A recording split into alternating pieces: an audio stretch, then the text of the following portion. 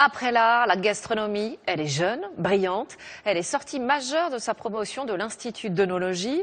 Elle passe son temps entre le Bordelais et les Côtes-du-Rhône où elle confectionne comme une véritable alchimiste des vins qui font l'admiration de tous. Elle va nous livrer quelques secrets de fabrication et nous donner des conseils pour bien choisir un vin. Voici maintenant l'invité des 5 dernières minutes. Et cette invitée, c'est Caroline Frey. Bonjour, merci vraiment d'être là sur ce plateau pour partager avec nous tous vos petits secrets sur les vins. Et vous en avez beaucoup, des petits secrets sur les vins. Une femme œnologue, d'abord, franchement c'est plutôt rare. Majeure de promotion en plus, là on rentre carrément dans l'exceptionnel. D'où vous vient cette passion pour le vin? Elle a commencé, je suis née en Champagne, donc je suis originaire d'une belle région viticole. J'ai eu des parents, des grands-parents passionnés par le vin. Ça n'a pas tout de suite été une évidence. J'ai passé beaucoup de temps avec les chevaux, monter à cheval, l'équitation. Vous vouliez faire de la compétition de haut niveau en équitation. J'étais vraiment partie dans cette optique-là. Et puis un jour, j'ai eu une révélation. J'avais à peu près 20 ans et j'ai vraiment tourné la page de l'équitation pour partir dans l'œnologie, le vin, et j'ai retrouvé une passion tout aussi prenante. Ouais, vous étiez dans 2 domaines d'excellence en fait, c'est aussi ça qui vous a peut-être attiré, vouloir faire le mieux, le meilleur, le plus beau? Oui, je me rends compte qu'il y a pas mal de similitudes. L'équitation, la compétition a été une très bonne école et je retrouve au quotidien des choses, oui, tout aussi prenantes dans le vin qu'avec les chevaux. Alors, je le disais, vous êtes sortie majeure de votre promotion de l'Institut d'œnologie de Bordeaux. Vous avez fait vos premières armes au Château La Lagune, qui est quand même un château prestigieux. Est-ce que vous aviez, en arrivant au Château La Lagune, l'envie de tout dépoussiérer ou au contraire de faire perdurer une belle tradition? Quand on arrive, on a une attitude, on arrive dans une propriété, la lagune existe depuis des dizaines, des centaines d'années. Moi, je suis arrivée avec mon petit bagage d'œnologue, 2 ans d'études, c'était quand même un grain de sable par rapport à l'histoire de ce vignoble. Donc on arrive avec beaucoup de respect déjà pour ce vignoble, pour ces vins, on essaye de comprendre.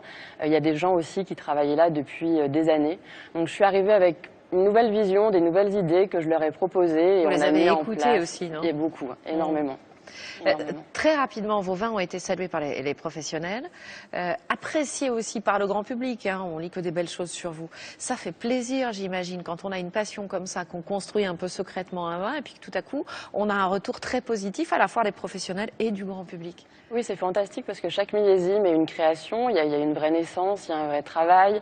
On met beaucoup de sa personne finalement dans un vin, on essaye de composer avec la vigne, la météo, trouver de jolis assemblages. Et puis il y a une grosse part de feeling, d'intuition.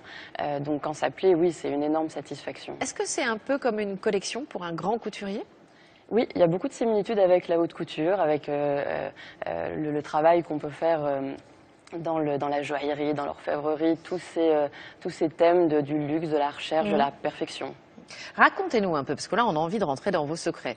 On vous sait œnologue, on sait que vous faites de très bons vins, mais comment ça se passe?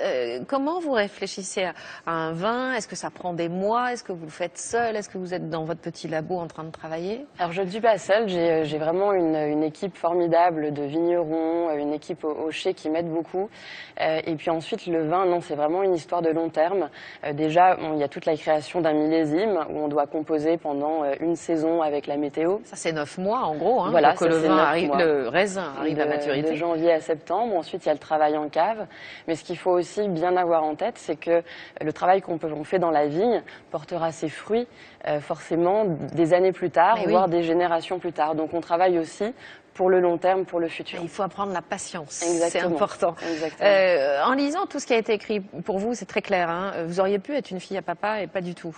Vous avez les mains, pas dans le cambouis, mais pour le coup dans les vignobles. Oui, mais ça c'est grâce à papa, je dois dire, parce que il nous a vraiment éduqué et appris le sens du travail, le sens de l'effort. Et ça, c'est un capital aujourd'hui pour moi qui est une vraie richesse et je lui dois vraiment.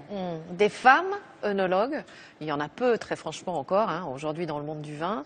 Est-ce que c'est plus difficile d'être écoutée quand on est une femme et encore, en plus, jeune?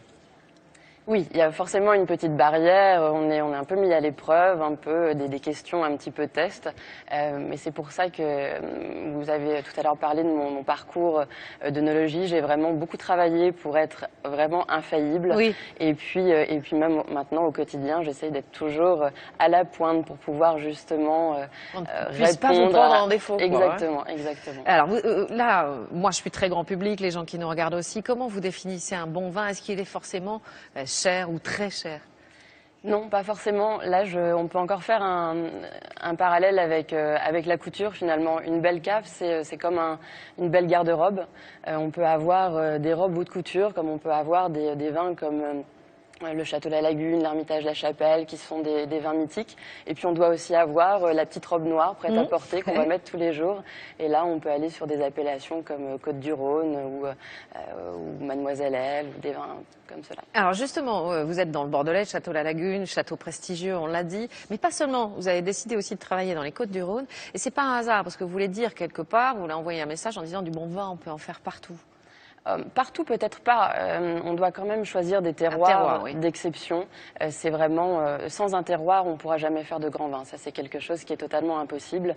L'œnologue, le vinificateur doit juste composer avec son terroir et essayer de le sublimer, mais c'est la base. Maintenant, il est vrai que Bordeaux est une référence en termes de grands vins et de grands terroirs, mais on en fait aussi dans d'autres régions comme en Vallée du Rhône. Merci à vous, Caroline Frey. Vous nous avez fait rêver en parlant donc de votre passion pour l'œnologie et pour le vin. Merci encore d'être venue sur ce plateau.